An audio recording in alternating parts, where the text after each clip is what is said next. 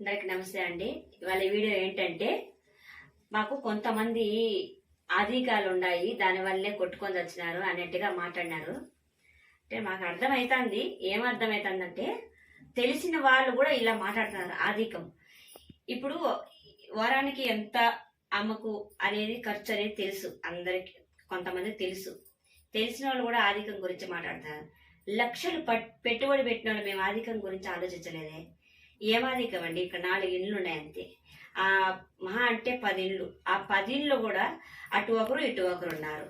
ఆధికం ఒక జాతర చేసినప్పుడు ఏదో 1400 ఎంతనో డబ్బు వచ్చింది, అది ఆధికం అండి? లక్షలు పెట్టిన వాళ్ళకి ఆధికం అది. తెలిసిన వాళ్ళు అట్లే మాట్లాడుతున్నారు, తెలియని వాళ్ళు అట్లే మాట్లాడుతున్నారు. అందుకే అమ్మ దగ్గర వీడియో తీద్దాము, నిజమనేది ఒప్పుకున్నాము అనేసి ఇక్కడికి వచ్చినానండి నేను. చాలా మంది ఇక్కడ అసలు అమ్మకు ఎంత ఖర్చు, ఎంత పని ఉంటుంది, ఒక బిడ్డని సాకోవాలి.